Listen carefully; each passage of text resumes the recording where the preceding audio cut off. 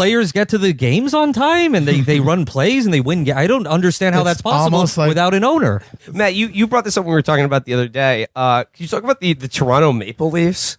Oh, yeah. The Toronto Maple Leafs, until relatively recently, were majority owned by the Ontario State Teachers Pension Fund. And that is like that's like the original franchise in the NHL. Yeah, that was like one of the most storied teams in hockey. And in fact, they sold it a few years ago, but they are also the main investor in the Hudson Yards project. In Manhattan. Excellent. Great. The giant, the gyro structure. Yeah, the gyro structure that everyone hates. Curious about this, but are there any teams that are just like listed on a stock exchange? Like anyone could just no. I don't think there are any. I don't think they can be structured that way because all of it is all on the contingent of like antitrust exemptions that they are allowed. Right. I mean, like the other thing I wanted to bring up, and like we were just in Las Vegas and like saw a probably the best example of this with our own eyes.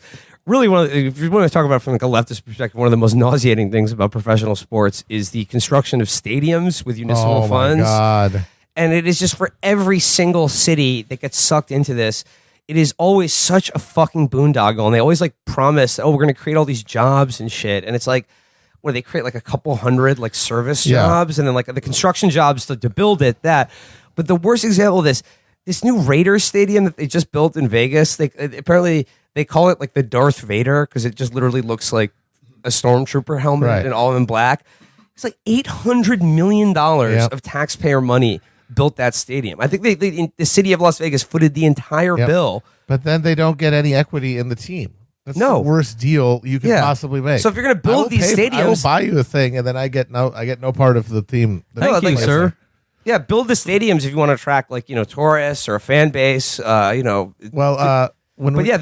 you should own the team. The city should own the team at that point. Obviously, Chris knows. In Cincinnati, Mike Brown, one of the worst, cheapest owners there is, he squeezed the Hamilton County so bad that they ended up paying almost entirely $500 million for a stadium, for the Paul Brown Stadium. And they've got a bunch of clauses in the contract that keep them on the hook. For example, they've got this giant Jumbotron, right? Like, they're all very proud of their Jumbotrons. We love our big screens, folks. It's in the contract that if another stadium in the NFL gets a bigger Jumbotron, then the Hamilton County has to pay for the upgrade. Hang on, so that means every other team owner in the country basically has total control over the fate of Cincinnati. Yes. Like they could at will, just using their own fortune, bankrupt the people of Cincinnati. Yeah, bankrupt the public school system of Cincinnati by building a bigger Jumbotron. Yeah, well, it's the size of the stadium. Well, but then we'd still have the biggest screen, folks. Number one, biggest screen. And the tourism of people coming to witness to just see the screen. All hail the screen. And like the Vegas Raiders stadium is even more abominable because like there are no fucking Raiders fans in Las Vegas. I mean, I guess they just want people traveling to the games, which was going to happen, 16 games in an NFL season, 7 games a year in that stadium? That's the most monstrous thing about the NFL stadiums that are just for that game. You're talking about games, 7 or 8 games, maybe more if there's a playoff run, a year. Right. That means that the thing hypothetically sits empty for over 350 days a year. Well, I mean, let's not say. I mean, they still have some municipal benefit as being a staging center for, let's say, a military incursion to the city. Or look, these are very useful Jade Helm staging areas. Yeah, absolutely. I gotta say, the last 20 years of stadium building has really made me very nostalgic for the old 70s style municipal donut. There's only one left, the Coliseum in Oakland, where it's like a concrete poured structure, not fancy. It's got an artisanal bistro in the second deck, or it's got like real marble, or it's got like a brownstone. It looks like Eppett's Field. No, there's a big concrete donut, and they play football and baseball. Yep. And there's tractor pulls every other weekend. And when Styx comes to town, they play there. Plays there, yes. And it's a hockey rink in the winter, and there's always something happening. And that I would be down with if it was part of like a complex that was owned by the city, and the teams were also owned by the city. Now we're talking. And they all had that cool brutalist architecture. Yes. Yeah. Building the Raiders Stadium actually is a good segue because that is Ballers Season 3. And I want to talk about the plot of Ballers Season 1 as a Ballers fan. You and Elizabeth Warren. Yeah, I know. So You mentioned a few times the thing about how the average career for an NFL player, for like the rank and file NFL player, is what, like 3.5 years, something like that, maybe even less. The premise of Ballers is that The Rock it starts out as he's a wealth and business manager for football players, and then later it goes on to him like personally buying the Cowboys or some shit. But it made me. It's a really interesting thing to think about, because you have the situation where you have an opportunity of maybe a few years to make, as you were saying, not if you're not a name player, not even a tremendous amount of money, but a couple $100,000 over like 4 years, Right. and that is like the career you've been working towards your entire life.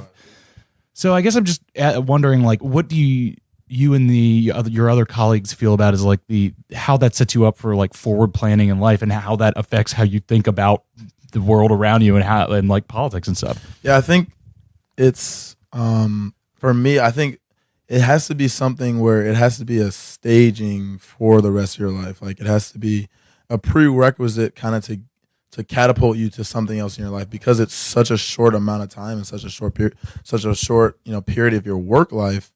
It has to be something that it's not.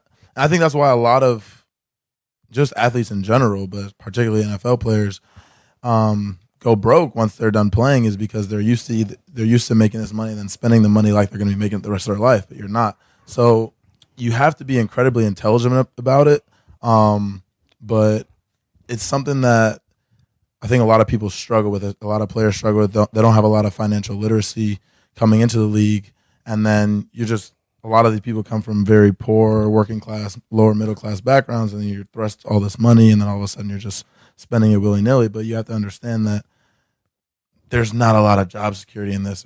Your contract's not guaranteed, all this type of stuff. So if anything happens, you hurt yourself, you can't play anymore, or you have to sit out a year, all that stuff affects you, affects your life, affects your finances. So you just have to be more prepared to, make your money while you're in it. And then once you have to save, you have to just be ready to move on to another path. And that's what, for me, that's why I have a lot of other interests that I'm trying to explore, because I know this isn't forever.